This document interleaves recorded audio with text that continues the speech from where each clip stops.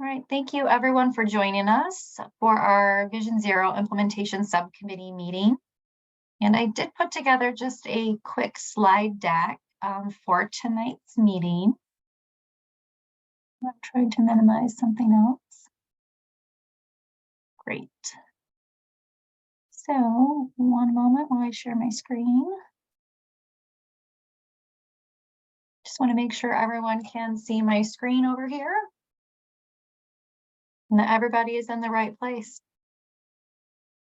Thank you everyone for joining this evening. These are always just our kind of standard slides that we have.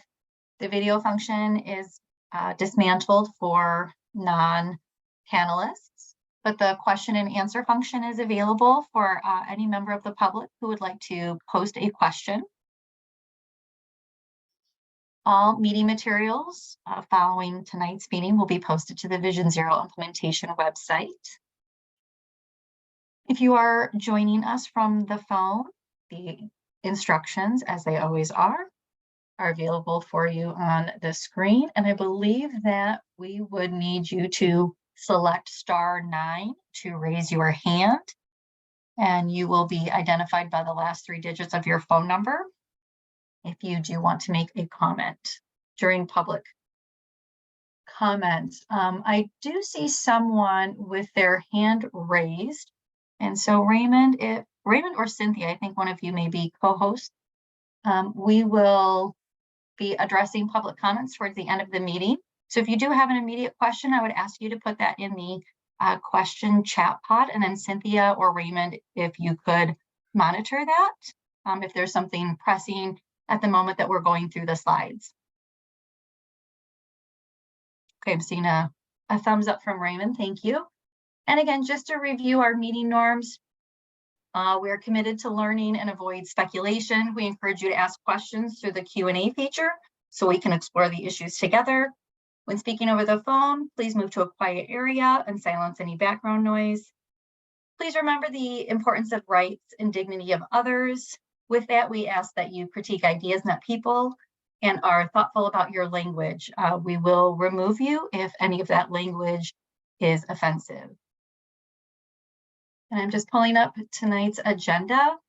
This was emailed to all of our members prior to the meeting. We'll talk a little bit about the mission directive of our Vision Zero members and subcommittee. We have some program updates regarding our annual snapshot, the speed management program, Quick Build 2022 and 2023, Vision Zero focus overall. Requested items from committee members over the last 2 months, crosswalks, and some education encouragement items that we have going on, and then we will move to public comment. And now I'd like to have all of our panelists introduce themselves. And I cannot open all of this up. So Raymond, if you would lead us through introductions and just kind of call people out, that would be very helpful. All right, let's see. I'll start from the bottom of my list and work my way up. Seth, I have you first. I am Seth Peterson. I'm with Walk Bike Washtenaw. Next, I have Lillian. Hi, everyone. Lillian Webb, representing Get Downtown program. Next, I have Ken. I'm Ken Anderson, and I'm with the Ann Arbor Area Transportation Authority. Next, I have Julie. Hi, Julie Boland. I'm representing the Ann Arbor Transportation Commission. Next, I have Devin. Hey, good evening, Devin Ackman, and I come via the Equitable Engagement Steering Committee for the city. Next, I have Erica. Erica Briggs, Ann Arbor City Council, 5th Ward. Next, I have Brett. Brett Hadamaki, and I represent the Transportation Commission. Then Suzanne. Suzanne Flowers, Transportation Planner with the City of Ann Arbor. Cynthia. Good evening, everyone. I'm Cynthia Redinger. I am a transportation engineer with the City of Ann Arbor. And I think he may have just switched over. Let's see, is Larry Deck on? Yeah, Larry Deck. I'm with Walk Bike Washtenaw. Very good. And I am Raymond Hess. And I think from what I can tell, we got everybody. Jonathan Levine. I'm with our Oh, Jonathan! I'm Urban sorry. and Regional Planning Program at Tubman College of Architecture and Urban Planning at the University of Michigan. My apologies, John. No worries. Well, thank you everyone for joining this evening. I am going to take some notes throughout the evening, but the first item on our agenda is our mission directive of the Vision Zero Implementation Committee memo. I'm trying to move that around. Bear with me a moment. Raymond or Cynthia, could you give me a thumbs up if you see the memo on your screen, please? Thank you very much. So we did provide a little background memo to really prompt this conversation this evening as our work with Sam Schwartz is starting to wind down, hence why Stacy Meekins and her team are not here this evening. We really wanted to bring everyone together and discuss our kind of focus. Knowing that the charge of the subcommittee was really focused on kind of guiding that implementation work, we really see kind of like two potential tracks for our next steps. One could be that the VZIC members disband because that work is nearing completion. Or the second option would be to continue to meet, but with a more renewed and concentrated focus, which was outlined in the memo. If we were to disband, again, the Sam Schwartz work is about 95% complete, and that contract amount is just about wrapping up. So there's that. I don't need to read the memo to you. And if we were to continue, I think that this is really the main meat potatoes of the conversation tonight. What does that really look like? One idea that we had that has kind of been percolating over the last several months is some objectives that we would like to have, having a more diversified membership on VZIC, making sure that we're really championing the Vision Zero plan. And we could potentially be a much more technical working group for the Transportation Commission, where items brought forward could be initiated by Transportation Commission, by the VZIC members themselves, or by staff. I know some issues are being brought forward tonight that could be a really interesting way to move our committee in a direction where we're providing strong support to Transportation Commission on the items and action items that are really coming forward at the city level, or that you folks really deem important. I feel like that has laid the kind of groundwork and foundation. So I'd love to have a conversation about that. And I'm going to put myself on mute so we can do that.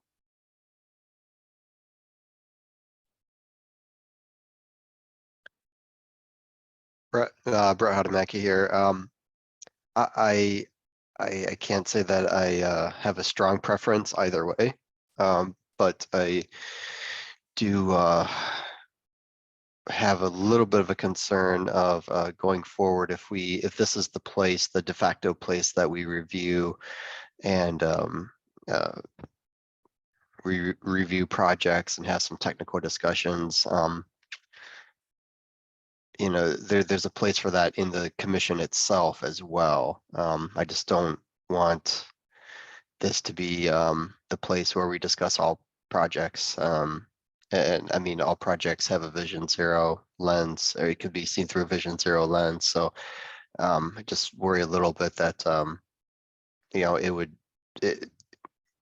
take topics from the larger group of the commission and all of the public that pays attention to the commission meetings. That's my only concern. But yeah, I'd like to hear what other people think.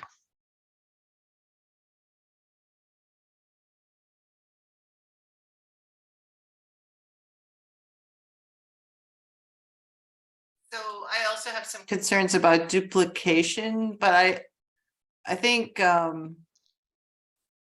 I wonder what people think about this idea of championing the Vision Zero plan in the community and what that would entail. That seems different than a role that the Transportation Commission is currently playing. And I do like the idea of diversifying the membership if we continue. Yeah, I think that I agree with that as the representative from the Equitable Engagement Steering Committee. Certainly, and I believe the Transportation Commission heard some of the summaries from that work in its last meeting.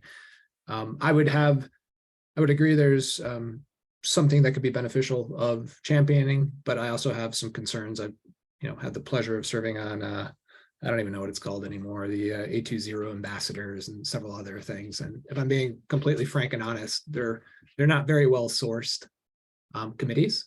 And there's a heck of a lot of disengaged volunteers for the city walking around because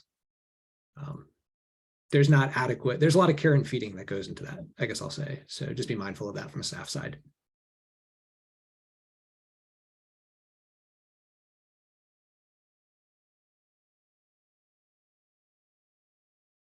Speaking of staff, Raymond, Suzanne, do you have an opinion on the future of this committee? Suzanne, you want to go first? You want? I really think that it's really up to this membership body. I mean, I think that there are pros and cons. We're also very concerned about any potential duplication, knowing that so many of you serve on numerous other committees and have commitments. Sorry about this line. Ace, that's really weird from my blinds. And so we definitely don't want to do that. We really want to provide substance and content that is meaningful of not only, any potential membership's time, but of staff's time as well. So we're very, very cognizant of that. And I'd ask if Raymond has any additional information to kind of share. Yeah, I don't really have much to add beyond that. Obviously, we want to continue to support this subcommittee if you want to continue to help guide the work. But, as Brett and Julie mentioned, some of this work is being addressed by Transportation Commission. Devin, I appreciate your point because we actually were thinking of something like the A20 ambassador, but knowing that, if there isn't a lot of support behind that in terms of, you can only expect that to go so far. So admittedly, I don't think we've necessarily solved for which, is preferred or which is the more viable option. But we think this work is important, and I think you all think this work is important too, and we would just want to make sure we kind of continue to advance it. And so whether that's with your help or if we transition that to something else, that's fine. I think we're just really looking for what your preference is in terms of a longer term commitment. And if we have to kind of tweak things a little bit to make this group be more successful at what it is we want to do.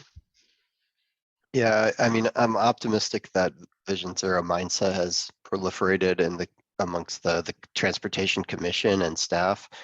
I don't know if that's 100% true necessarily, but Julie and I and staff, we get to meet every month and have our thoughts heard. But there are many other members here that, this is their opportunity. And so, I worry that Larry, Devin, Seth, Jonathan, that you all, feel like you've had ample time to have an input. And are you optimistic that the mission of this has been, entered into the mainstream of the Transportation Commission and the city as a whole? Or do you think that, it'd be beneficial for you all to have continuing input? Because the city hears from myself and Julie every month anyway, so. They might hear from me too, whether or not I'm on the committee. I have great faith in the Transportation Commission and staff, so I don't feel like you need to keep this party going for me personally. And maybe it's perhaps it's a hybrid where there's a couple of Vision Zero ambassadors or whatever who join the Transportation Commission, or I don't know I guess I would be in favor of anything that is not adding to the list of work for staff to do, because I know you guys are already swamped.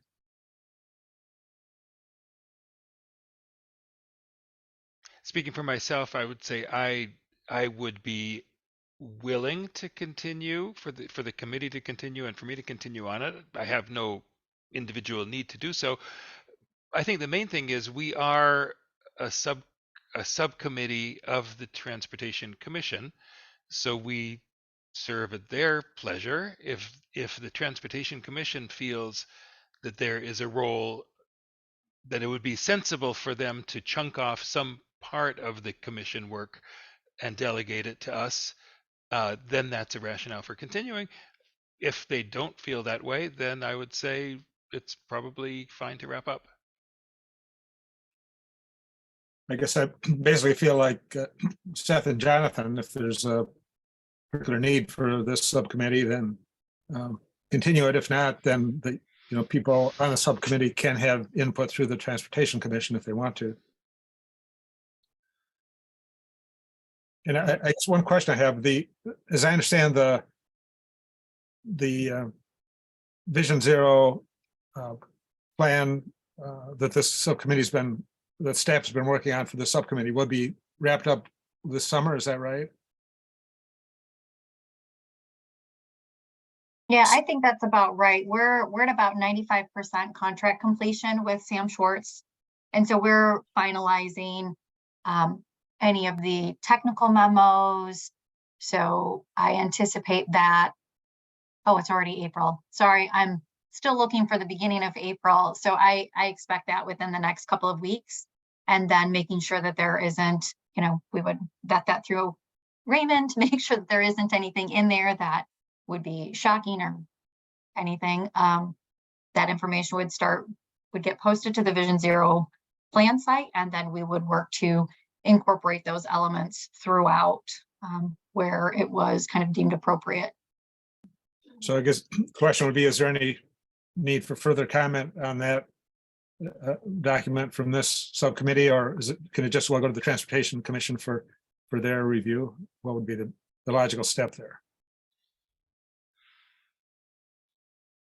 I know we've been bringing a lot of that material through, the last couple products you guys have been made aware of, like the annual report, the speed management program, some of the technical memos, like I said, kind of the CIP incorporation, which was brought up at our last meeting with Sam Schwartz through VZIC. So those are, besides a couple edits that we heard from all of you and some internal edits that we had from team members, those are just about wrapped up. So those are the memos that are still outstanding. They're just a repeat of things we've already, okay, there isn't anything anticipated to be super new or okay. Sir.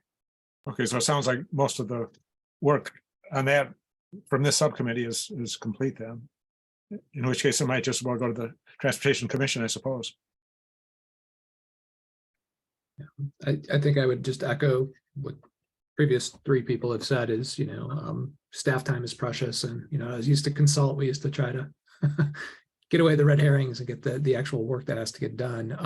I guess the alternative to that is just thinking very strategically about, I know we have kind of a dashboard, but, how do we refine our communication? That's big. I think there's a lot of community members who are wondering, why are things not progressing faster? We have already eclipsed this quarter our traffic crashes for the last 3 years each year. So that's spiking concern, of course, and just that way we convey, and there might be a role with, the Equitable Engagement Steering Committee and how we liaise with these groups too, right? And communicating that, because I think that's always one of the frustrations, especially in a city of our size, is how do we get information? How do we convey that? How do we learn what's going on? And that's tricky. I guess that's why you wanted the ambassador. So yeah. Oh, sorry. Go ahead. Okay, I was just gonna say, there are greater Vision Zero. Vision Zero pervades everything, but this subcommittee was kind of focused on implementing implementing the vision of Vision Zero, and So I'm not sure that it's worth having it for, status updates or annual reports. Those things will happen anyway. If the commission deems it desirable to have, we can have as many subcommittees as we want over time. If there's a place for one to address a spike or a pattern, then I think that is definitely appropriate. But for this committee implementation, maybe it's time, or maybe one more meeting if we need to review the memos, the final memos from Sam Schwartz. I don't know. That's my thought. I can weigh in as well. I feel happy to kind of continue to be a part if there is a role for it, but like everyone else has said, I think that there's a good communication outside of this conversation for the Get Downtown programs partners in the city and the Ann Arbor Area Transportation Authority to still have information about what's Transportation Commission is working towards and how Vision Zero is progressing. So kind of echoing the same thought, either way works. I'm just kind of thinking off the top of my head here, because when I hear that people are, happy and willing to continue, I think we should try and use that energy some way. So like Brett, we have a major streets traffic calming subcommittee also, don't we? I mean, would it make any sense to? Not major streets, right? We have the neighborhood. Yeah. Oh, the Neighborhood neighborhood. streets. That's Yeah. correct. Yeah. I just think it seems like that's the next step in the work that Sam Schwartz and them did, and maybe we should have, a subcommittee that took that on. And that would be The major streets, you're saying? yeah, and that would be a continuation of the work that we've been doing here. It wouldn't necessarily have to include all the same people, but I don't know, that's just an idea. Maybe thoughts from Raymond on, the status of that program. I know it's pretty kind of matured along the way, but what do you think? Yeah, so the program itself, the draft program that you've seen, hasn't really changed since it was drafted back in October. One of the things that we wanted to do, though, is, when we put that out for public comment, and Suzanne might have to remember or help me remember when that was. I think it was like, when did that close? February, I think it was. We feel like there's an opportunity to get some more public comment on it. I think we had 55 or so, less than 100 comments on the program. And this is going to be a very impactful program. And for those of you that have followed any other initiative in the city, I'm sure you can appreciate that 55 comments on something that is going to be as impactful as major streets traffic calming probably needs to be vetted a little bit more.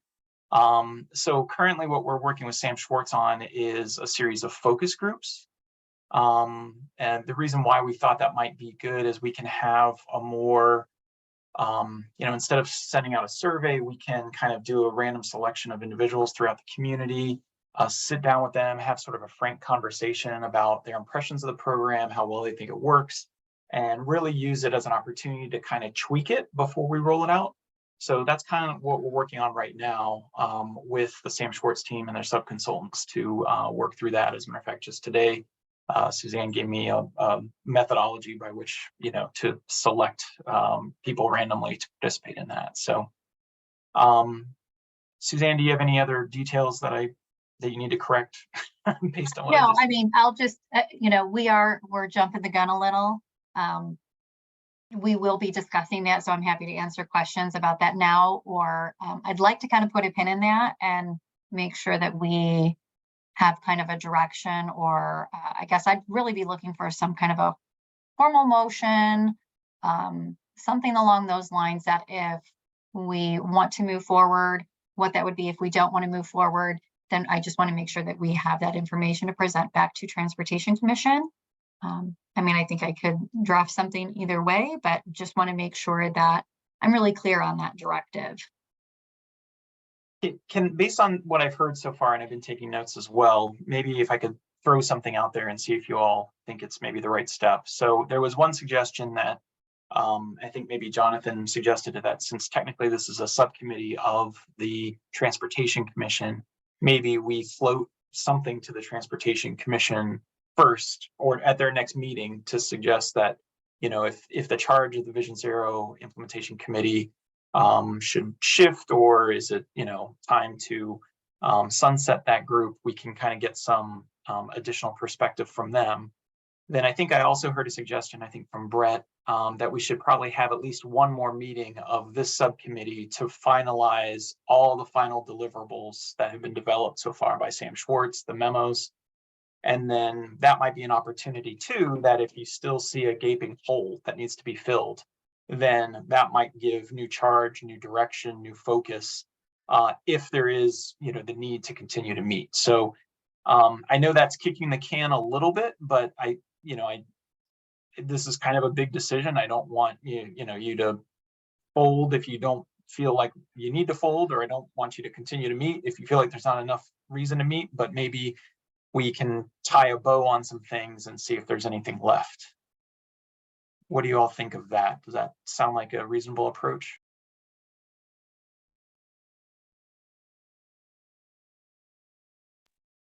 Yeah, I think so. Yeah, yeah, one more meeting of this for sure, and then if you want to send it to the Transportation Commission to decide if we should continue or disband or change forms. Yeah, I might be interested in maybe forming a new subcommittee for the major streets traffic calming, if that's what we want to do, just to give other people an opportunity to jump in, not to keep anyone here out, but you know, if there might be other commissioners that want to join a subcommittee like that, or maybe people here don't have an interest in that, but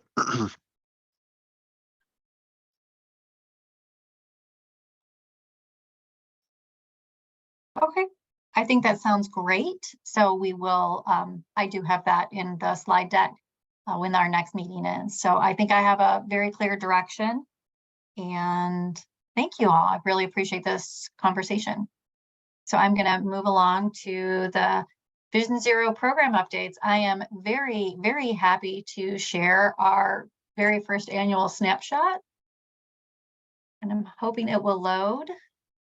So this is a very similar kind of template to what some of the other programs that you're seeing. This was built in ArcGIS Story Map.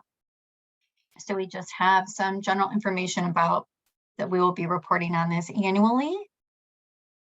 And we go through what the Vision Zero plan is about, our main goals. And then I will be asking Cynthia to chime in a bit if there are specific questions on any of the sections. So one of the biggest things that we wanted to spend time on are obviously our 5-year crash trends. And this was one of the graphics. You know, we're really trying to provide a lot more quick takeaway information for people. We added a 5-year rolling average. And as the VZIC subcommittee had called out, you really wanted us to focus in on some of those vulnerable road user, pedestrian, bicyclists, crash and serious injuries. So Cynthia, if you would unmute yourself, and if you have anything more to add on this specific graphic. I think probably the only thing to add is that we do direct people to the crash reporting dashboard if they're interested in more information, but we have focused here on those KSI crashes because that's, you know, really Vision Zero's emphasis. Understanding that humans will err and they're still going to err, but we're striving to create an environment where at the end of the day, we are not having KSI crashes. So that's why we focused on that information here. Thank you. And again, we're really highlighting that while 4% of the all walking and biking, involve a person. I said that backwards. You can read the graphic. We're really just trying to show some nice graphic depictions of this data. It can be a little chewy for folks who may not want to go down the rabbit hole of really investigating every single crash. So that's what we're really trying to highlight. And again, we do provide a link to the crash reporting website, which has not only a map representation of those crashes, but I wouldn't call it a dashboard, different charts that people can query easily to understand that information. So I'll just pause for a moment if there's any comments on this. Cool. All right, now the fun part. The achievements. Our team, as well as Sam Schwartz, has been very busy building this out for us. So they really took a nice way of breaking apart this information into systemic changes, safety enhancements, and policies that were enacted in the last 12 months. This is just focused on 2022. You can see the speed management, quick build, safe systems process. And we provide a really nice graphic representation of kind of the background, what was changed on those 3 program areas. And then we go through the safety enhancements. Nice interactive map, again, to show where these items are, RFBs, crosswalks, additional crosswalk enhancements, new bump outs, new sidewalks, new bike lanes, and traffic calming. And the one thing that I really like that Sam Schwartz and their team did is we really aligned everything back to those short, medium, and long-term strategies kind of midway through the plan that shows where we're really making progress. And Larry, I know this was something that you had called out. Well, how are we doing on everything? Can't report everything, but this is a way that we're really drawing things back to the plan. Those items that we're calling out in this particular year. Looking at all of I have a question about the map. Should we hold questions till the end, or? No, if you have a question, go ahead. Yeah, question about the map. It's got some pretty clear spatial patterns about where these improvements are and where they aren't. And I'm wondering what's driving those patterns. So we do have a sidewalk, and Raymond or Cynthia, please jump in on some of those other programs that I know I'm kind of tangentially aligned with. So if we could maybe take a moment to explain maybe the sidewalk prioritization and crosswalks to start with. Yeah, well, actually, I was going to touch on a couple different things before I get there. So, for example, the new RFBs, the rectangular rapid flashing beacons, those are, the flashy yellow signs for crosswalks. Those are concentrated on Main Street because Main Street has been one of our focus corridors for a while. So that probably represents Hoover and Davis, the new crossings. Proud to report that as of, I think, today or late last week, the Main and Mosley has just been improved with the RFB. So that'll make next year's report. We're still working with University of Michigan on the Keach crosswalk. So I only say that as an example because like that corridor was one of our highest priority corridors. The next highest priority corridor is State Street. So as part of the State Street project, a lot of those crosswalks are going to be improved. And that kind of, and then the same thing with the bump outs, right? So when you see that cluster of bump outs, that's the one. And I know some people have seen those on Arbordale or Arborview, I'm sorry. Those went in, we know there's some corrections to be made, and those will be made where the sidewalk alignment is kind of straightened out. But that's not to take away from the fact that there are new bump outs there, and those are generally a positive thing. And then you can see there's kind of a smattering of bump outs in other places as well. Some might be associated with like State Street project. It looks like I see one on State and some other projects. And that's an important thing to note too, is that a lot of these enhancements have been kind of coupled with other capital projects. A lot of the funding are just now coming into is new funding that we can put to new standalone projects. But we have continued to operate under this historic, opportunity where if there's a project that's happening, are there ways that we can make improvements as part of that capital project? So that explains projects like Arborview. And then, I'm just trying to think of others. Yeah, the sidewalk gap has its own prioritization process. I don't think those are necessarily concentrated. When you look at those blue lines, they're kind of scattered across the city. There is, a prioritization process that kind of evaluates where those are going to go. Traffic calming is also kind of a first in, first out sort of program. So those that are at the top of the queue are the ones that are getting implemented. Obviously there's petition process and then there's implementation.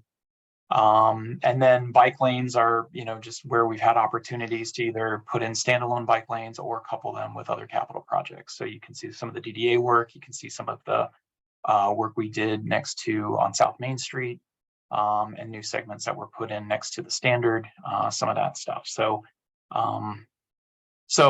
yeah, and then Larry, there is obviously a little bit of a void around campus, because some of those, some of that infrastructure isn't ours per se, but some of the streets are. So it just kind of depends on, really what's in the queue and what opportunities are brought before us. But I wouldn't say it was strategic to either focus in on an area or not focus in on an area. It's just kind of how for 2022, how the cookie crumbled. And What I was noticing is how thin the projects are in the southeast corner of town.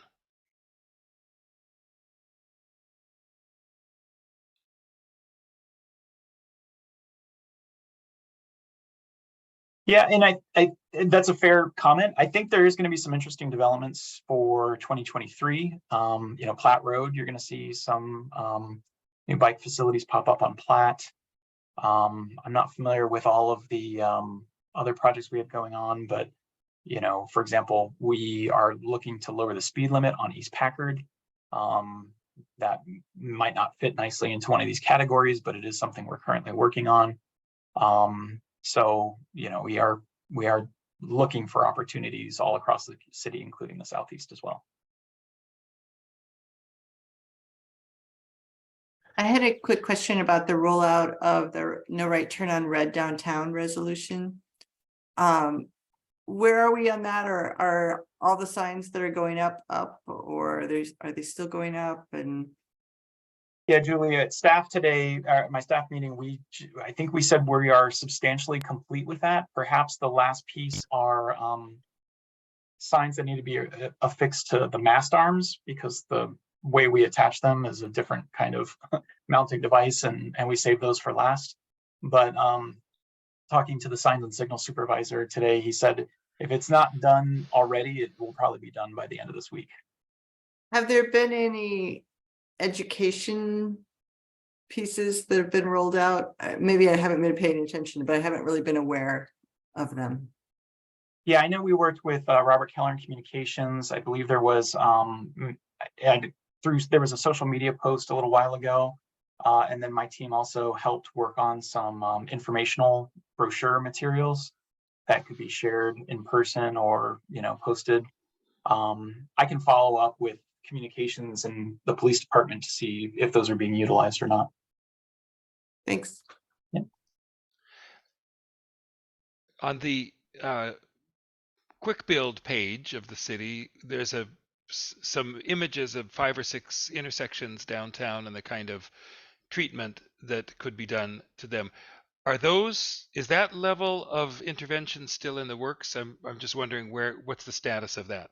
We're waiting for the pavement to warm up so that those pavement markings can go down. The first bit of pavement markings that went down at Stadium at Liberty and Miller at Dexter went in very, very late season. I believe September or October. We had some very nice days, and then the weather turned pretty quickly on us. And so those we are looking to complete those, but we are also waiting for the pavement contractor to go out. And that won't, like I said, the pavement has to be warm enough, and this very cold, wet weather is not helping propel that pavement marking work to move forward quickly. So we're looking maybe, and Cynthia, correct me, you had mentioned maybe June or July when that is, the temperature is conducive for that type of work. And if I could also add to that, Suzanne, I think some of you have heard and are rightfully maybe somewhat frustrated by the vertical elements haven't been installed because we were waiting for the proper piece of equipment to be able to maintain that. The purchase of that piece of equipment was authorized by council, I believe, last month. So that is moving forward. We are working closely with Public Works on kind of monitoring the delivery date of that. But the idea was we should not proceed with installing something that would prohibit the maintenance of the roadway sweeping, so for example, for bike lanes and or even the crosswalks, if we don't want debris and things or even snow to accumulate in those areas. So we've actually had a lot of those vertical devices for quite a while now. We're actually putting them to use in different ways and ordering from replenishment stock. So it's just been a couple different things that have delayed us on that, unfortunately. But I'm hopeful that, as time progresses, this will become less painful and we'll be able to start doing things. We'll make quick builds truly quick, as opposed to some of the learning curve that has taken us this first deployment. One minor comment on the map. I wonder if it would be useful to add a couple categories, including road diets or reduce speed limits. I like the categories we have: RFB, crosswalks, enhancements, bike lanes, sidewalks, etc. But maybe there's one or two more categories that are aligned with Vision Zero that would be good to show that have been completed. Thank you. I think that's a wonderful suggestion. And then what brings to mind there too, Brett, is, when we do eventually get to this rollout of the major streets traffic calming, whether we label that as a traffic calm street, whether we, make a distinction between the locals and the majors, I think there's might be something to tease out there as well when that program gets up and running. Okay. I am gonna, and just so that you know, if you scroll in a little bit, you can actually see all the existing RFPs, and then we just call out, oh, sorry, wrong scrolling, calling out with the kind of iconography here, the newer items, but it's all still built into that dashboard. So we have bike network enhancements that we call out, our gold level bike designation from the League of American Bicyclists, traffic calming, we provide a little bit more information. And then we use some nice imagery to highlight some of those improvements, what they actually looked like. So I am scrolling a little quickly through this, so my apologies. And even though we did not finish the project for Dexter and Maple, we did receive a really positive comment from a resident of the 4th Ward noting how much they really appreciate just the pavement markings that went down. So we'll be looking to gather, photos and testimonials from individuals throughout the year so that we can really broadcast that there are people who really do appreciate the work that is being undertaken across the city. And then we talk about the Main Street reconfiguration, what was done, providing a memo, the action strategies, which I'll pause for a quick moment. And again, utilization of some photos, what that action was, how it ties back to the Vision Zero plan. Thank you, Lillian, for this wonderful photo of the bus.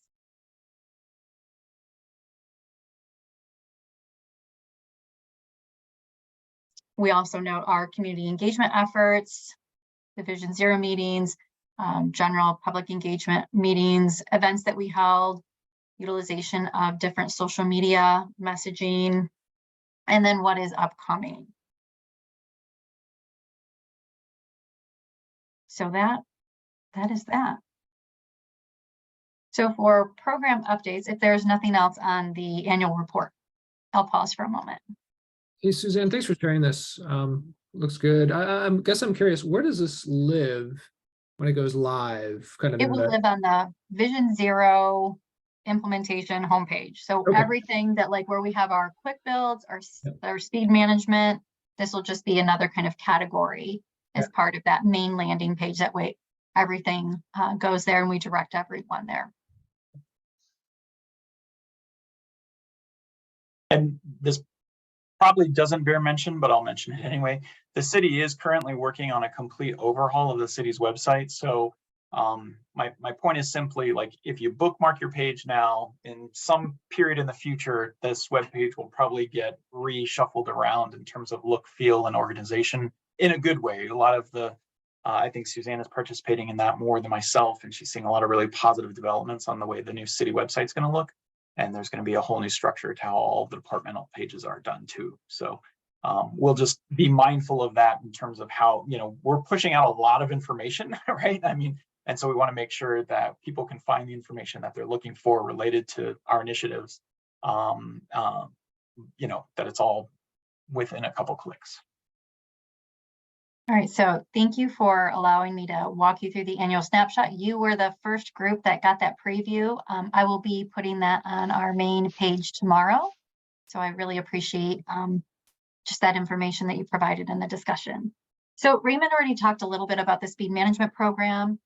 We are finalizing our kind of list of randomized addresses across the city of Ann Arbor where postcards would be mailed. People would complete a survey, and then there would be a selection criteria and methodology applied to how folks are a part of that. We're looking to send out about 400 postcards and keeping our fingers crossed to get about a 10% return. So we'd be able to do 4 different focus groups. We're looking to hold those the month of July, not the very first week, knowing that that's a holiday week that most people take vacations with. And so Sam Schwartz and their consultant team would be actually leading those focus group conversations. We as staff would just be either participating virtually or we may be participating only in note-taking.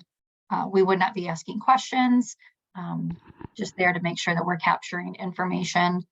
So that is ongoing, and those postcards are looking to go out the first 2 weeks of May. So we are trying to move that along rather quickly. And then I'll pause for a moment if there are any questions about that. Cool. Moving over to the quick build, I think we already kind of touched on this a little bit. We are waiting for the pavement markings to be completed for the 2022 quick builds, which are available on the Vision Zero website.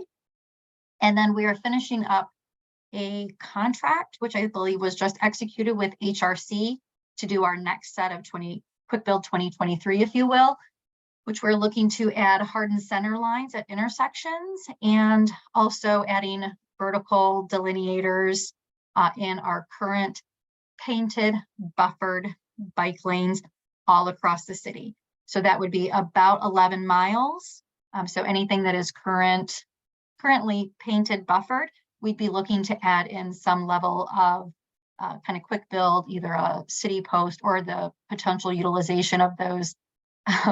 We call them armadillos. They're like little curb bumps that you can add in a very narrow space, and then couple those with some additional city posts so that there is a car tire were to bump up against those and you'd still have that vertical element. We've been talking with Parks and our Public Works team to make sure that we understand garbage, recycling, compost removal, so that we can still, all of those sectors can access those streets and other accommodations that we may need to consider as we're looking through the design. We just held our kickoff meeting today with HRC, and there are some follow-up items that we need to provide to the design team. Raymond, would you care to add anything else on Quick Build 2023? No, I'm excited about the work. I think it's going to be really transformational. I know there's some discussion about, which materials are the most appropriate. We are trying to kind of advance some designs that we feel can be implemented in short order with readily available materials. And so, we've been talking about using these vertical delineators now for probably a year and a half. And so we think it's, we're looking at, if there are concerns about cars encroaching into that area, like Suzanne said, Are there some additional treatments that we can put in that would discourage negative behavior? Obviously we're very sensitive to a lot of the complaints that we've been hearing about people illegally parking in bike lanes. It's something that we're hopeful that some of these vertical elements will address. And then obviously there's the comfort and safety of the cyclists as well. So we want to make sure that we come up with a solution set that kind of achieves as many of our end goals as possible. And we kind of laid all that on the table today with HRC, kind of talked about some of the issues we're hearing in the community. They're going to look at, which materials are most appropriate. They're going to look at the materials we've historically used to kind of help us identify what the best solution set is in that space. So, so stay tuned. I think this is, going to be a big impact project. We're excited to kind of finally implement this. And yeah, this first stage is to kind of go through the design. We're doing a design with a consulting firm so that we can get a plan set that we can then contract out. While technically we could do this with in-house forces because our in-house forces put up those gateway treatments that you see at pedestrian crosswalks. The scale, like Suzanne said, 11 miles, will just make it difficult for them to stay on top of their regular workload and do a major implementation like this. So we think that contracting out that work is probably the most prudent in order to get it done in a timely fashion. And this will be a topic coming in the next couple of months, I think, for the Transportation Commission, right? So we're going to dig into that design and stuff in the commission. So I'm looking forward to that.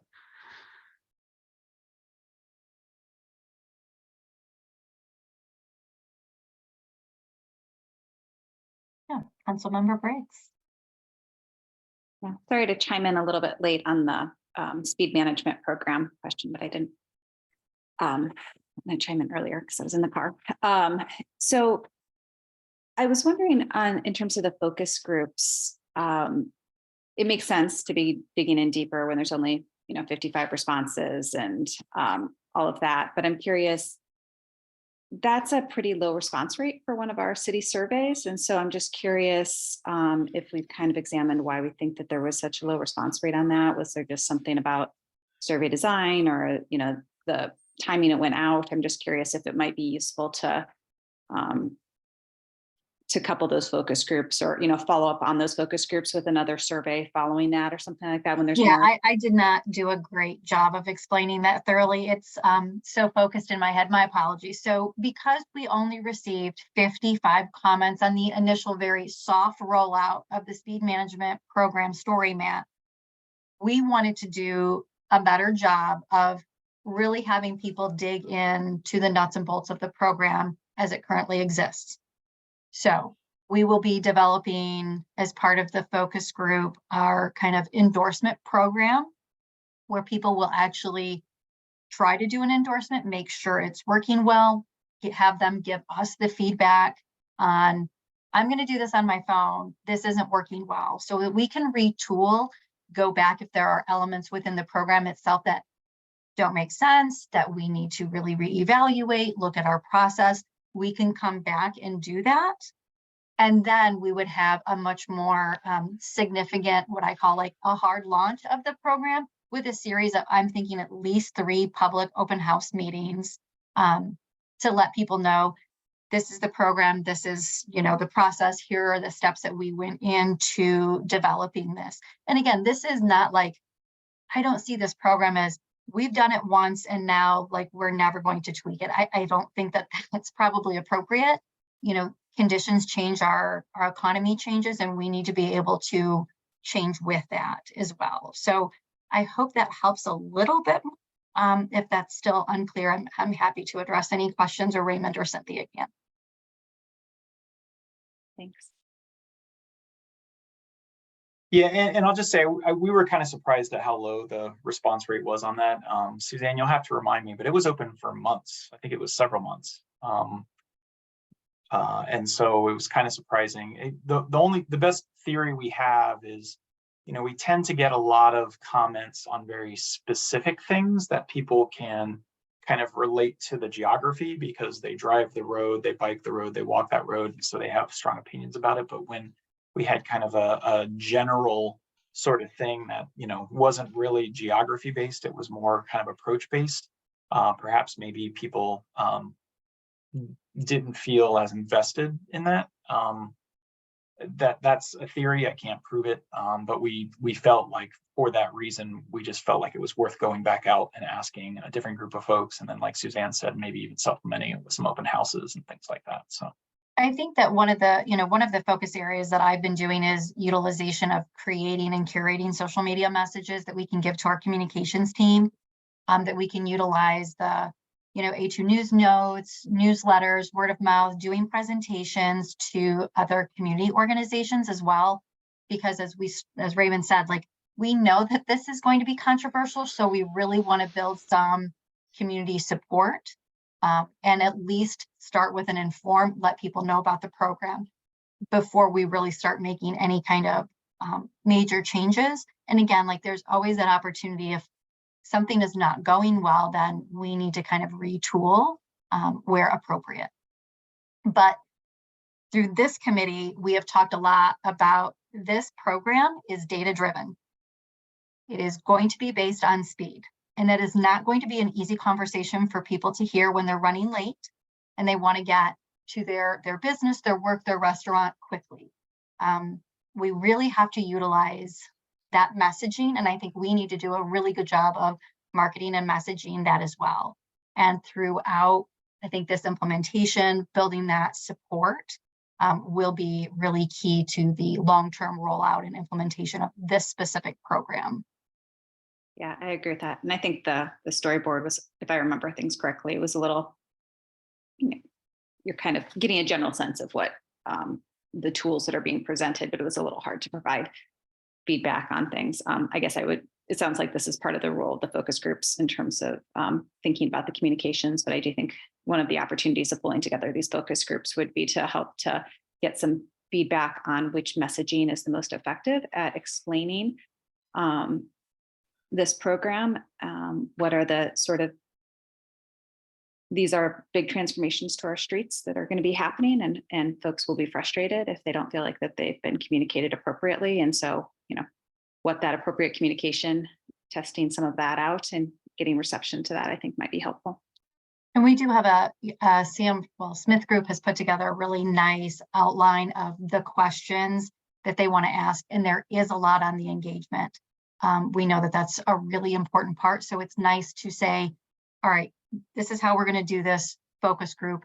Does this seem appropriate? And because we're going to be sampling people from across the city using a lot of different transportation options, we're really looking to have people not just drive, but walk, bike, drive, use public transit. That's going to be a really important component to our selection criteria, because we really want to have a very diverse user group as part of these. I think one thing that people need to understand about speed management is that it's relevant to the less congested times, not to the more congested times. What I mean by that is people say, well, think about the congested times, how bad would they be under speed management? And the general answer is they would be no worse, because the constrained streets can handle those congested speeds. They're not trying to lower the congested speeds, they're trying to lower the less congested speeds. I think that's an important point that people need to understand. Thank you. And Cynthia, you mentioned that there was a question in the chat feature. Would you care to read that out loud to everyone, please? I would, if our committee members don't have any more questions on this topic area. Just continue on the speed management program, and that survey being open for several months. I do want to just kind of remind the team that, Get Downtown, it is a partnership of the city. And so if there's an opportunity to reach commuters and get their input about something that's going to impact and helping it make it better for them to get to work, or there might be concerns about if they're someone who drives, I encourage, don't see us as a separate channel, but really as an integrated channel that we're all working towards the same goal.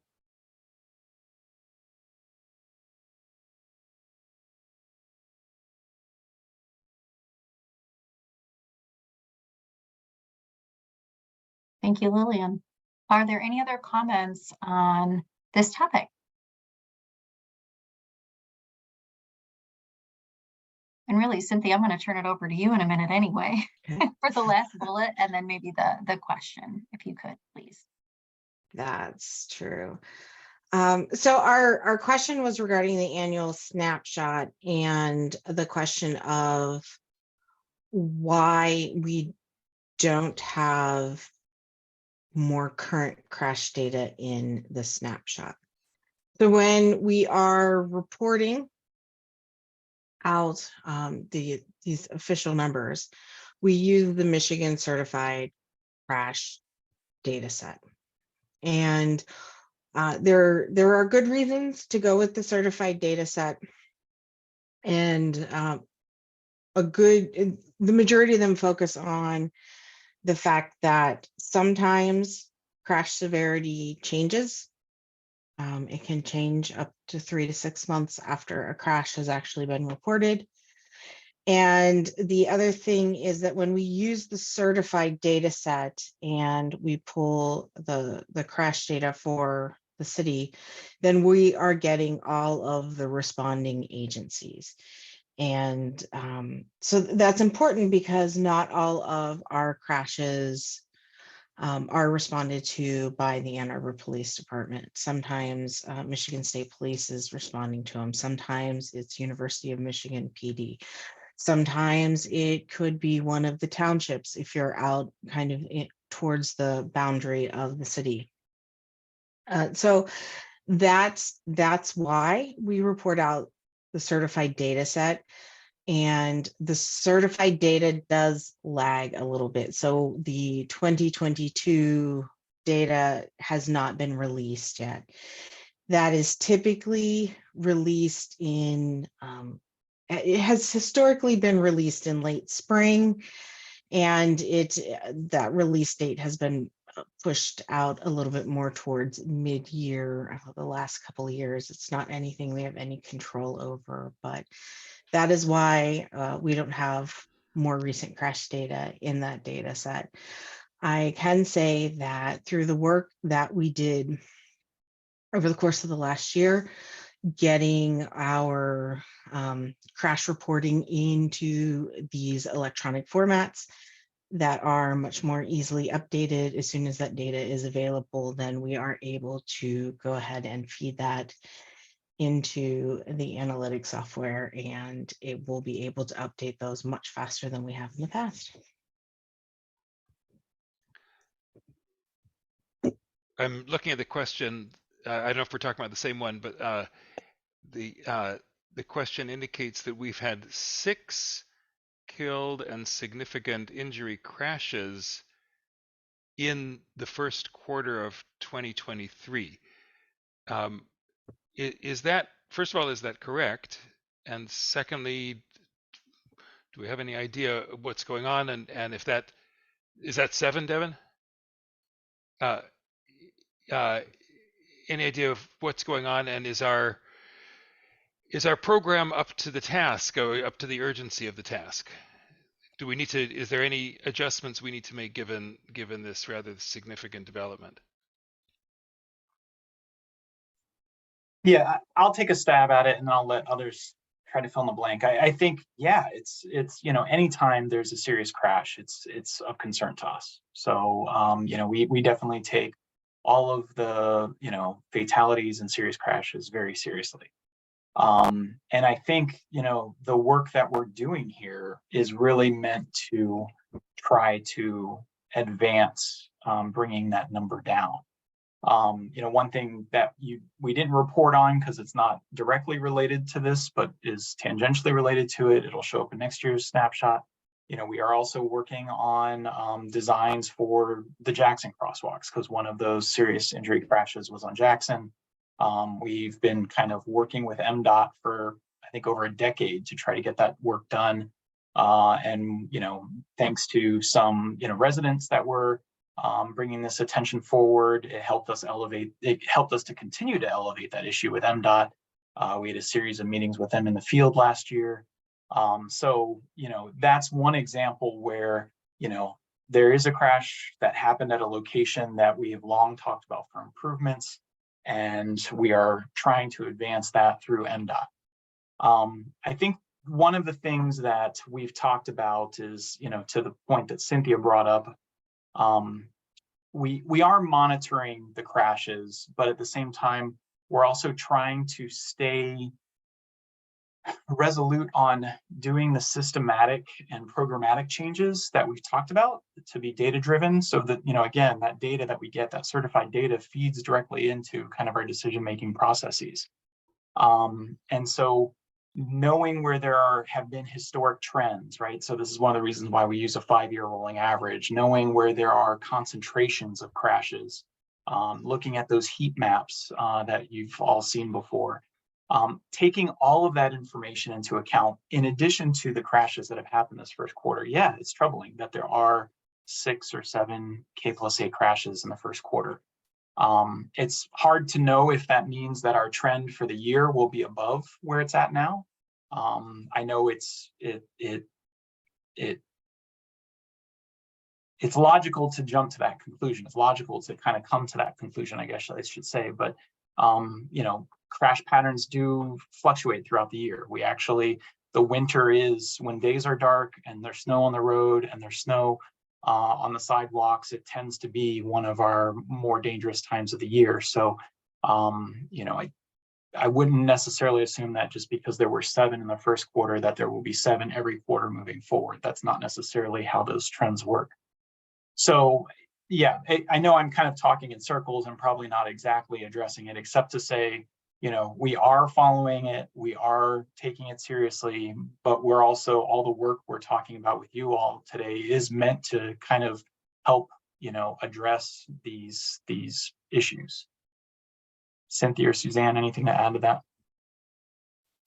Yeah, I think the one thing that I would add is that we, when we report sort of on those temporal conditions, we're like day of week, month of year, in those sorts of conditions, that is like over the course of 5 years.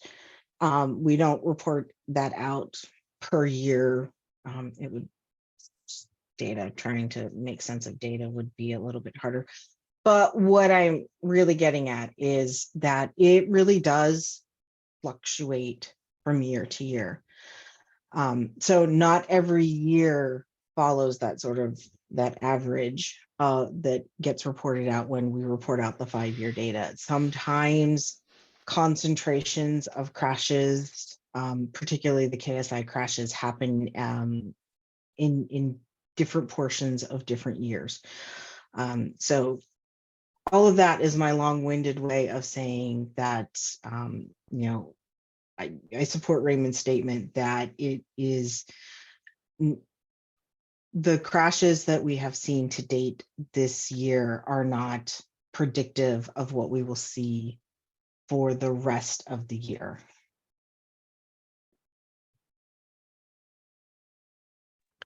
Yeah, and I'll add that there's attention, every month, there are transportation commission meetings that, we've been getting these included, not the certified data, but, the monthly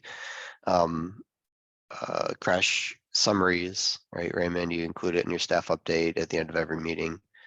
And I know City Council gets something similar, right? So it's, certainly making up the data set that we act on at a larger scale and to help set the course. Yeah, we obviously we can't change course every time there's one of these tragedies. We need to evaluate and trust that we're doing the right things overall at a city level, and while keeping track of what's happening on a shorter time scale.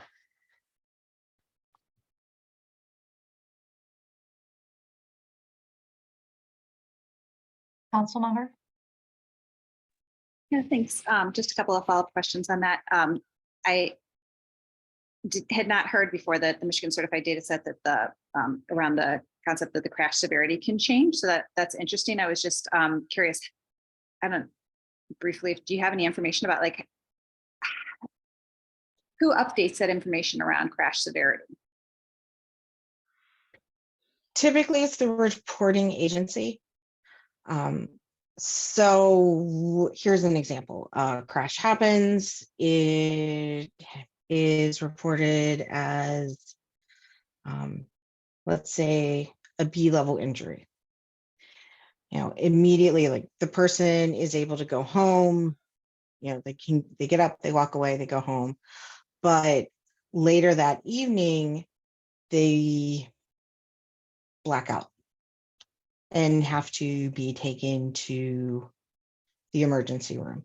At that point in time, then depending on when that information gets back to the reporting agency, that's when you've had a shift in your severity, because as soon as there's a loss of consciousness, you're up into a level A crash. So a severe injury crash. That's the type of thing that can happen. And it's less I would say it's probably less frequently that it's moving from like a B to a C, but you might initial report of an injury level as maybe property damage only, or a lower injury level. It's usually the injury is getting moved up in response to follow-up care. That's actually somewhat gratifying to know that updating does happen. I've wondered about that in terms of the data sets. And then I guess bigger question around looking at how we integrate ongoing crashes in our system with sort of thinking about how we're prioritizing and making our investments. Obviously, our plan has identified certain levels and tiers of roads. I think we can, is there a process at this point, or sort of a thought in terms of how we might be able to be ensuring it's a living document, and we're updating our plan as well along the way based on new information that's coming in. Maybe not, the most recent crash, but looking at it a little more holistically over a longer period of time.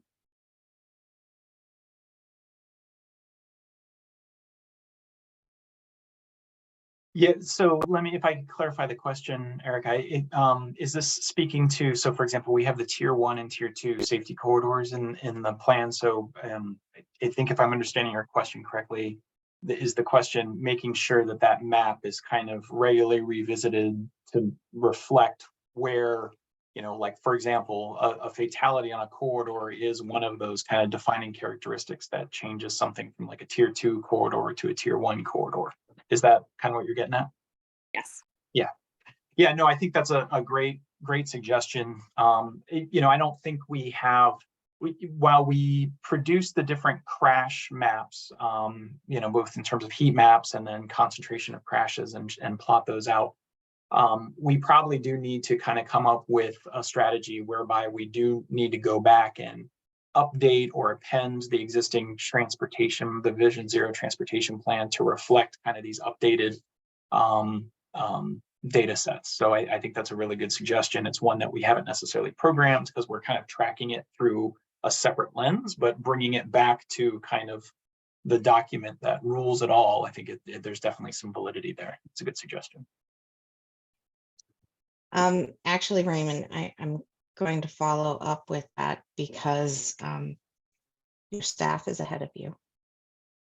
In that,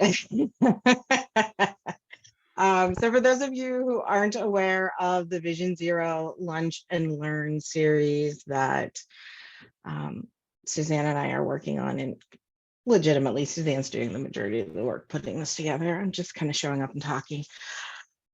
This week is actually our week that we're focusing on the tier 1 and tier 2 corridors and intersections, and really talking with the folks who show up to that or are watching the video after the fact about how those were developed in the past, and so that everybody kind of understands them, because not every location along those tier 1 corridors are going to experience the crashes that got that entire segment into tier 1. And those sorts of items, but also talking about how those tiers were developed. And as we were prepping for this week's session, we started our conversation revolving around it's time to update those, and making sure that before Sam Schwartz's contract is finished, that we have the map layer with those quarter segments as they were previously designed, so that we can start that process, especially now that we have all of our crash data in this easily accessible format, particularly from a digital analysis standpoint, that it's time to give our GIS and IT folks a new task to help us with for next year. So it's on our minds.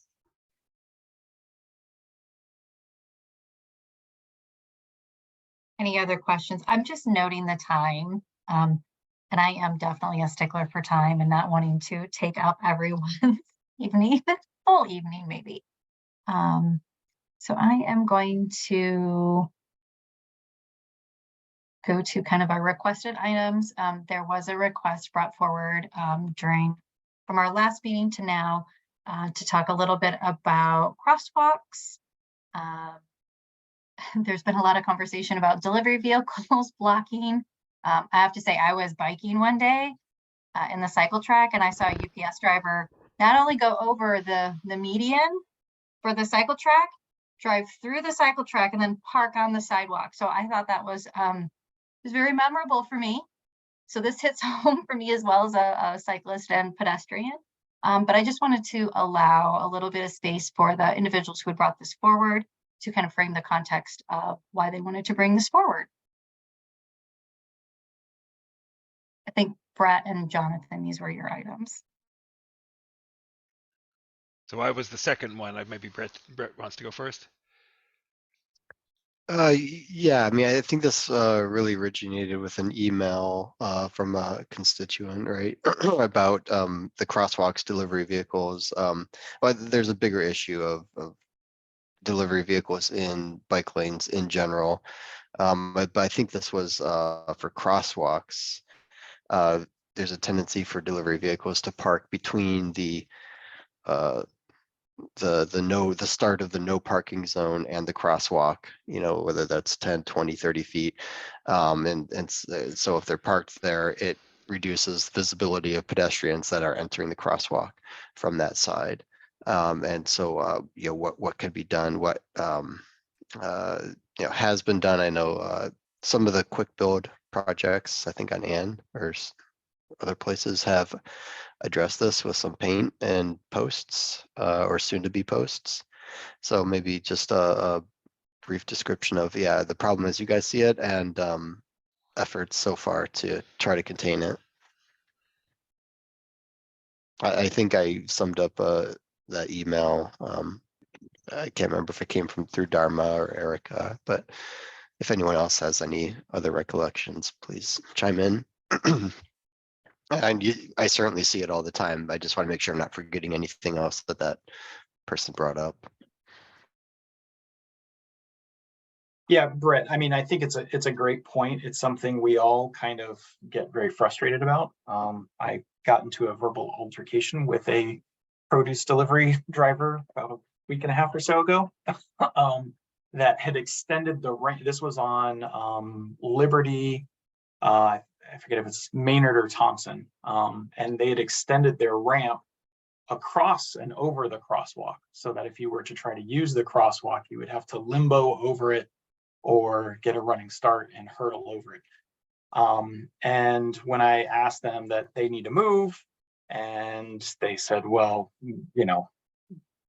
pretty much you can't make us, is what they told me. And so, and I said, well, I'm gonna have to call someone to get you to do the proper thing here. then all of a sudden, they pick up and move as soon as you kind of, try to get them to behave appropriately. But I think the point that you're bringing up though too is, again, some of the work that we're doing here, right? So I think some of the discussion we mentioned about bump outs in particular, bump outs are an effective strategy to try to help preserve that space, to make sure that vehicles aren't encroaching in it. And if we don't have a major capital project lined up, we can do a paint and post bump out. As a matter of fact, that was some of the strategies identified in year one. And again, some of those paints and posts didn't get put up as quickly as we wanted, and we're still waiting for that. But that is some of the strategies that we're hoping to deploy on a larger scale. So I think it's a point well taken. We've all observed it. We've all tried to ask nicely for them not to do that, and it's hard for enforcement to try to keep up with that, because it's literally a game of cat and mouse. So yeah, go ahead. Sorry, as I say, also hopefully the results of the DDA curb management study will maybe create more space for the delivery drivers. I mean, I have to put myself in their shoes, and yeah, sometimes it is hard for them to find spots to load and unload. So hopefully, the problem can also be addressed from that end as well.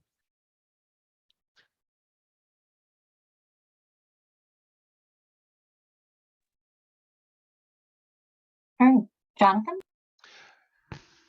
So I had a question about the vertical, two questions really about the vertical crosswalk beacons, the ones that say stop for pedestrian in crosswalk. Question number one is, I understand that we have data that they are very effective in increasing adherence to crosswalks on the part of drivers. I got to assume that since they're bits of plastic, they're relatively cheap. Is there an opportunity to expand their deployment? I think there are a number of crosswalks where adherence is very low, and my personal observation is this often happens during commute hours when the drivers are just focused on getting in and getting out. They're not focused on the pedestrians, or even if the pedestrian is very obvious, they don't stop. That very much could use these. So the first question is, it seems like there's a lot of opportunity to expand the use of these effective devices. The second related question is, what about the winter? So they come out in the winter, I understand, for snow plowing, but I think it's not enough to say a wintertime pedestrian is not going to get that level of protection. In fact, one of the injury accidents was exactly at one of these crosswalks that had during summertime has these beacons. It was taken out. I went and looked at it, and I also looked at a historical image on Google Maps, and it really does change the look of the crosswalk. It gets the attention of the driver. Is there anything that can be done to maintain this level of protection for wintertime pedestrians? I sent a message. I just started Googling this with this thing called rubber pedestrian refuge islands. So I understand that the problem is putting them in the middle of the roadway. Well, are there any other excuse me solutions that could allow us to meet our pedestrian safety goals in the winter as well? Especially given what Raymond just said, that wintertime is high risk time.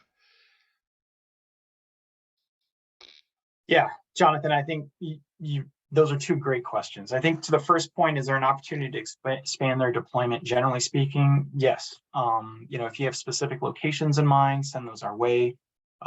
We do like these. They have shown to be pretty effective. And right now they are one of the tools in a pretty broad toolkit that we call our crosswalk design guidelines. And we tend to put them in place, and yeah, I should maybe tee this up for Cynthia, but the idea is we tend to try to put these in places, there's sort of a decision tree that helps us define, where, the appropriateness or where the best place is for these deployments. So when we talk about things like gateway treatments, they tend to, though are not exclusively, targeted for, our arterials and our collectors, our major roads. And so maybe Cynthia, maybe I should turn it over to you and let you walk through real quickly about this idea of the crosswalk design guidelines.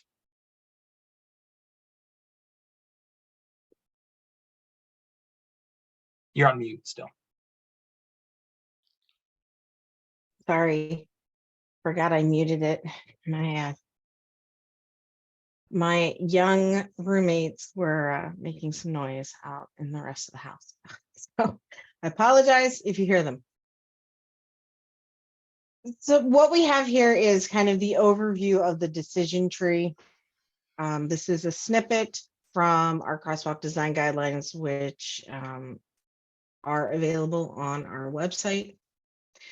If you just Google a2gov.org crosswalk design guidelines, you'll go ahead and you'll get that. And it's important to note that in addition to this graphic, there are some notes about special considerations and data that you need and how to apply the guidelines and some stuff like that on the actual on the document. These guidelines were really developed in 2014 into 2015. So an important thing to note here is that we were ahead of the federal government in their development of some crosswalk design guidelines for uncontrolled crossings. We used a tool that's NCHRP 562, as noted in here. It has a spreadsheet that's attached to it that you can put data in, and it spits out 3 different levels of design, which we're showing here with these different colors of the standard or the green, the standard plus, which is the yellow, and the high risk, which is the red option. We have adjusted that a little bit based on new information that had come out between the time that that tool was developed and the time that we were developing our crosswalk guidelines, and definitely in response to the public engagement that we did as part of that particular effort. I think the thing that's important to note is something that we heard consistently from the public as we were developing these crosswalk design guidelines was that they wanted us to always design up. If it was a question between 2 different designs, always design up. So thank you, Suzanne. You can go ahead and move down to those. So what we have here are our uncontrolled crosswalk locations and our design guidelines. And these are, as you can see, we have the standard plus, and the high risk. And there are different locations where those in-street, in-lane signs, the R1-6A signs, which are those pedestrian signs that get used as part of the pedestrian gateway treatment, and that they can exist in lots of different contexts. However, it is important to note that we are limited by the speed and the speed limit on the facility. So if we're getting up above, 30 miles per hour, we shouldn't be using them, because then they're starting to cause a hazard, because you can drive up on them. And then once you're getting into a certain type of, that velocity area, then you can get into some trouble with those. So that is a bit of a restriction in how we're able to deploy those right now.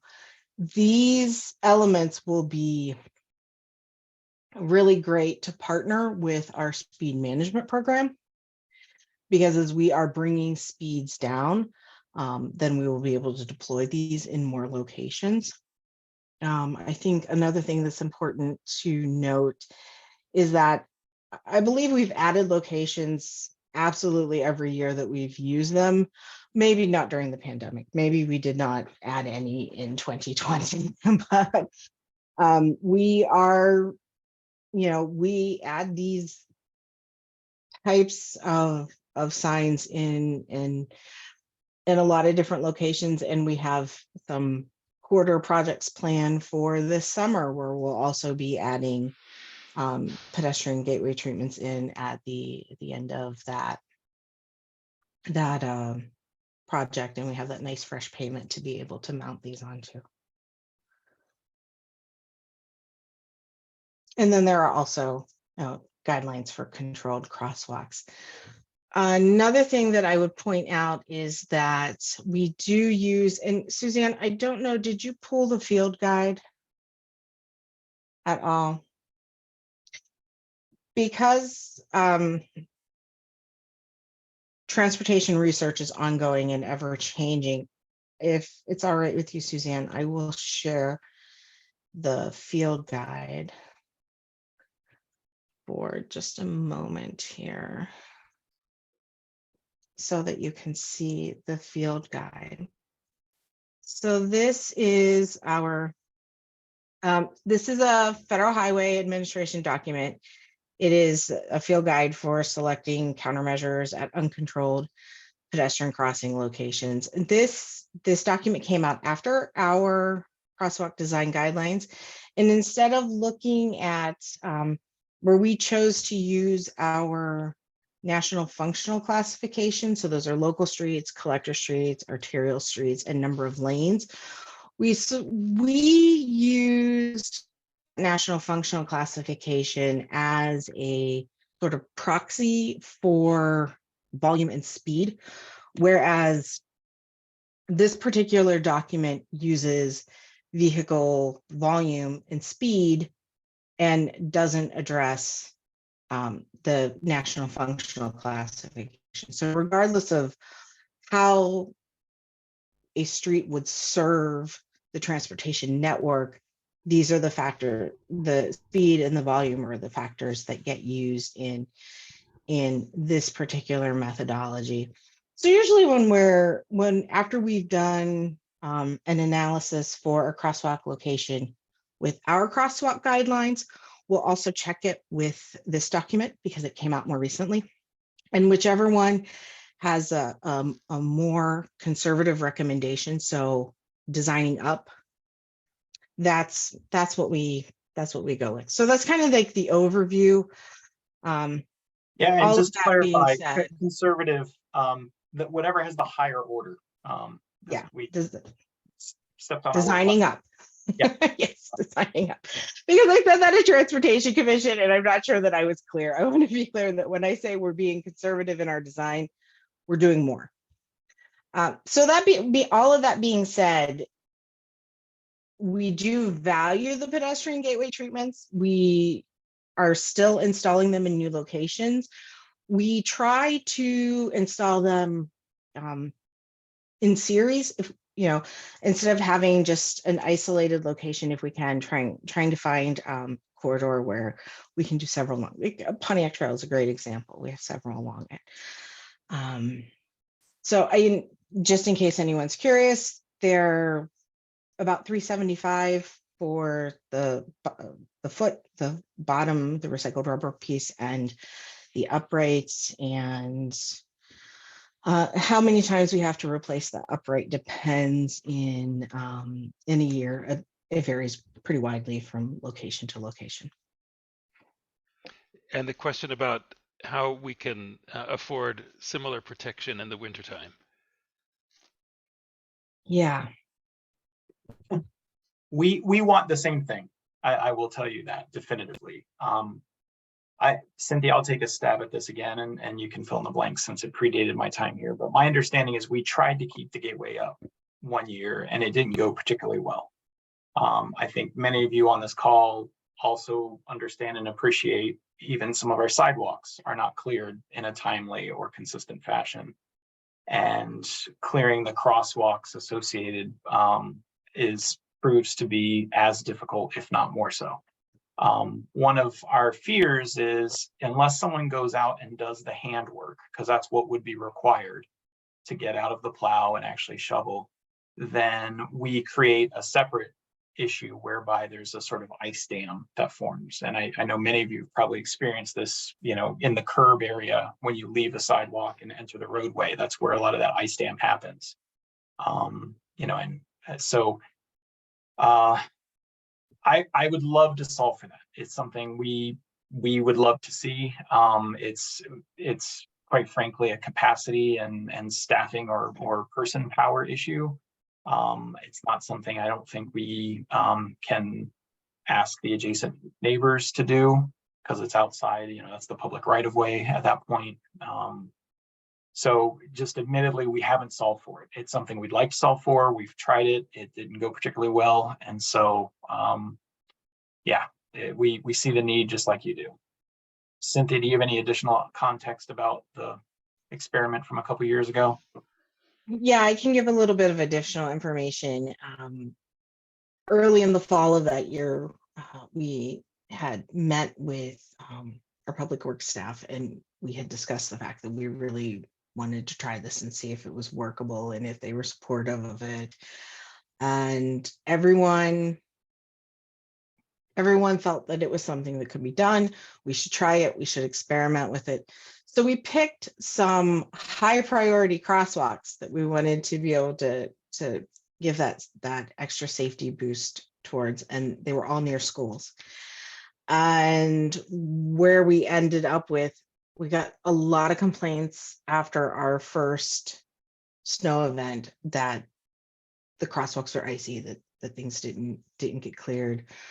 We forwarded those down to the public works staff, and it was like, oh, and I think part of it was just that they had gone out and done it because they had the same staff working on those locations that were working on like the median islands and those sorts of things, but their timing probably, they had gone out and done the work and done some clearing, put down salt, and then another plow truck came behind after them, and they didn't necessarily go back and do it again. And so we ended up having one of our inspectors proactively, after every snow event, we had quite a few that year, going out and driving around to all of our locations so that we could proactively identify to the public works staff which locations needed to be addressed. And it ended up just not working out very well. And so we pulled those locations before the end of winter because we were really concerned that we were negatively impacting those crosswalks for school students who were walking to school. And we didn't want that to be the scenario. So as Raymond said, we really do want to find a solution for that, but we haven't figured it all out yet. Seth?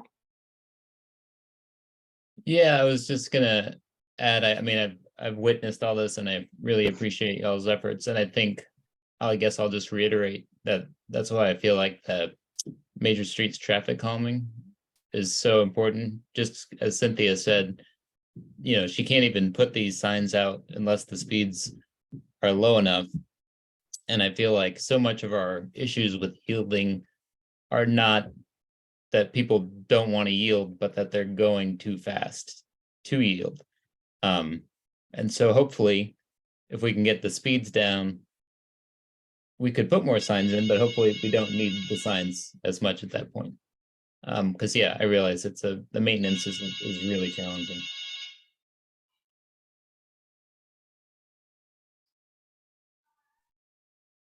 Thank you, Seth. Were there any additional comments or questions on the crosswalk topic? Yes, council member.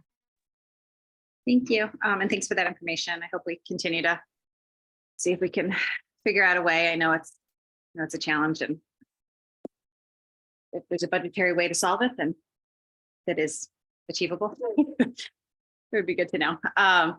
But just on the education side of them, as we try to use more of them, I know some staff members have seen this email that came through this week. I will notice that of the treatments that we use, this is probably the one that I get some of the more of the questions on, in terms of, I think there's a lot of confusion around the purpose of them. And obviously we all know the benefits of them, but I don't think that it's widely understood what the benefits of them are. And also, particularly maybe among older drivers that are worried about hitting them. And so I wonder, especially as we start thinking about developing more communications around different treatments, and we're thinking about going on to different roads, this may be an opportunity for us to bolster sort of our information about the fact that they are highly effective, the fact that they're cost effective, the fact that larger vehicles are more likely to kill pedestrians, and we're helping you out at these crosswalks because we know that you want to be a safe driver.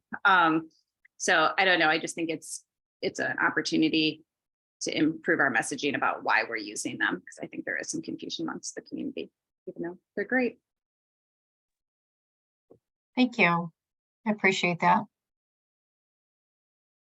Can I quickly just piggyback off something there? A lot of things we're talking about tonight come back to communications, which is like really vital, which is ironic. I just want to give you guys a pat on the back. I was looking at the social media just as an example, and just that one singular post on the impeding, right, on the government, on the bike lanes, is like 50 times more successful than anything the city's put out on social media, at least in terms of user engagement.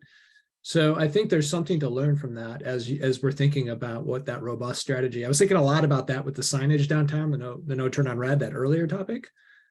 Are there fun and creative ways to really get that out and socialize it?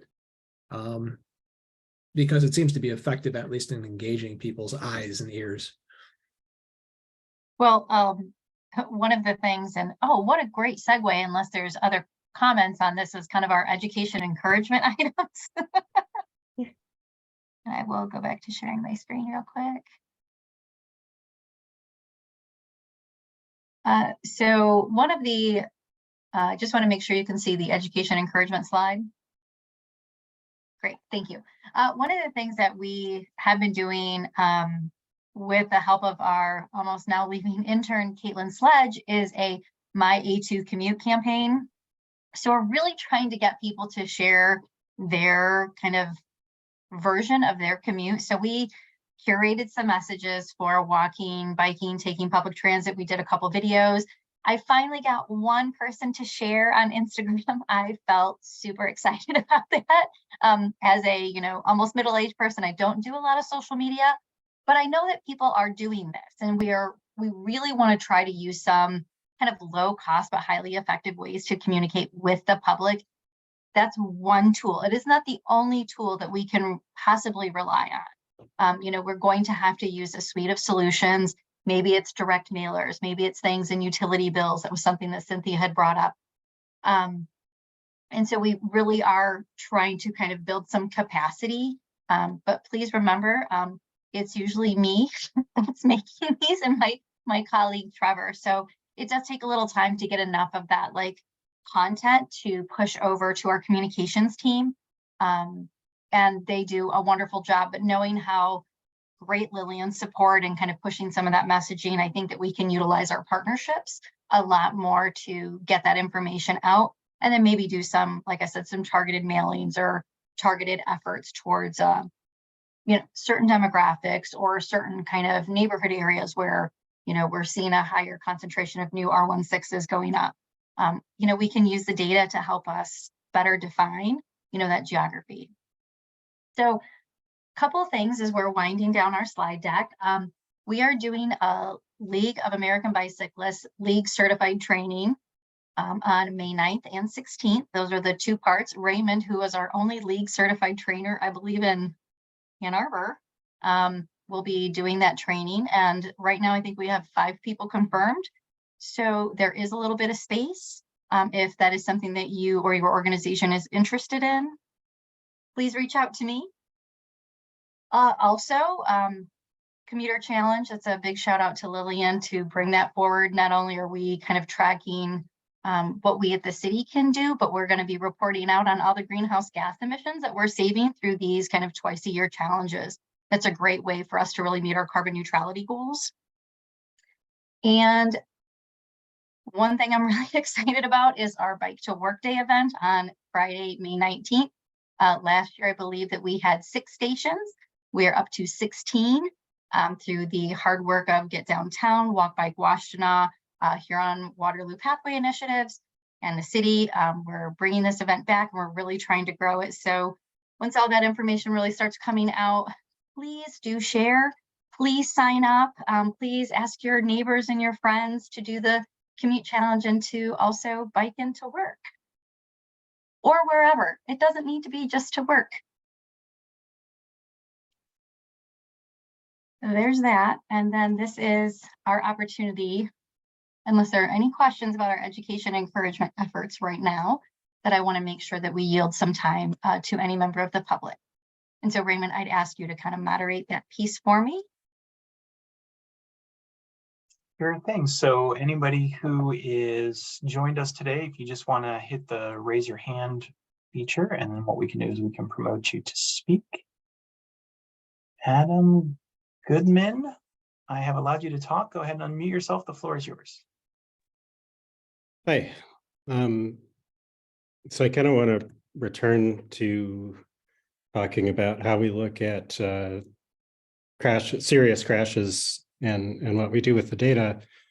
So, as a bit of a metaphor, my profession is software development. And so when we encounter a problem in a software product that, causes a serious detrimental outcome, what we do is we go and we, try to fix it as fast as we can, of course, but also go in and really do an in-depth root cause analysis, understand what caused this problem, and kind of crucially try to look throughout the rest of the system to understand if there are any other places throughout the entire product where a similar situation might arise.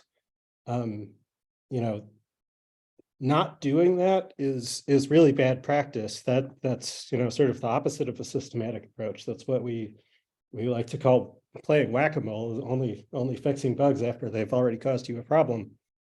So, when I take this thinking and I look at what we're talking about doing with crash data, if we are waiting for problems to accumulate over years for people to be seriously injured or killed before we prioritize making some change, that doesn't, with my sort of background, it doesn't actually sound like the systematic approach that we should be taking. If we start from a hypothesis that most, if not all, of these crashes have contributing factors around the sort of built environment around them, then instead, what I'd say we should be doing is going in deep into each one of these crashes to understand what contributed to it. And then if we come up with a strong hypothesis for that, then look throughout the city to find every single instance of a similar pattern occurring in the built environment and make a plan to make changes to all of them. I'd really encourage y'all to think about that. And I don't think I'm the first one to have proposed this. If you look at like Strong Towns, they have this thing they're calling a crash analysis studio, which is exactly about this. It's going really in depth and understanding all of the sort of contributing factors to a single crash in order to draw broader lessons about, what we're doing systematically. I think that's all for now. Thank you.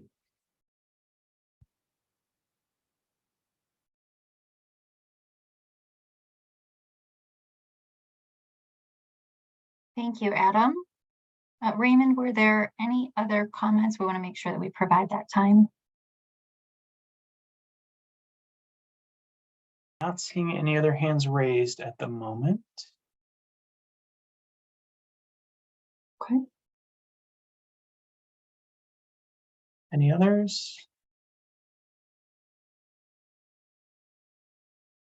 All right. And thank you, Adam, for that comment. I do appreciate it.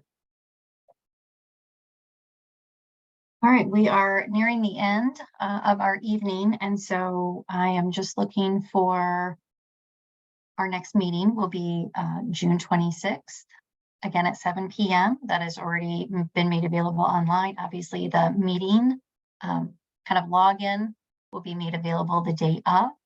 I think I heard a couple items that we already need to have on the agenda. One being kind of any final products from Sam Schwartz. And if there are any other items, obviously from now until that time, I'll be kind of compiling those and getting the agenda out before the meeting.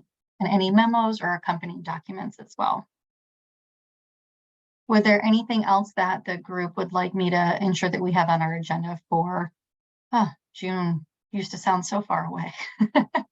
2 months from now.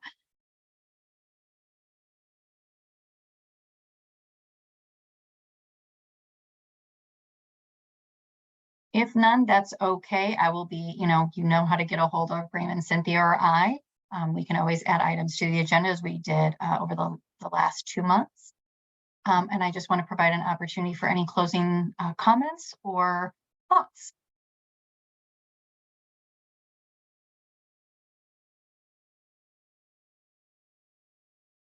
We did such a thorough job. Look at that. Thank you. Wow. Appreciate that. Thank you all so much for your participation this evening and really a lot of great discussion. We really do appreciate it. Have a wonderful evening and we will see you all in June. Have a good night. Thank you. Thanks, everybody.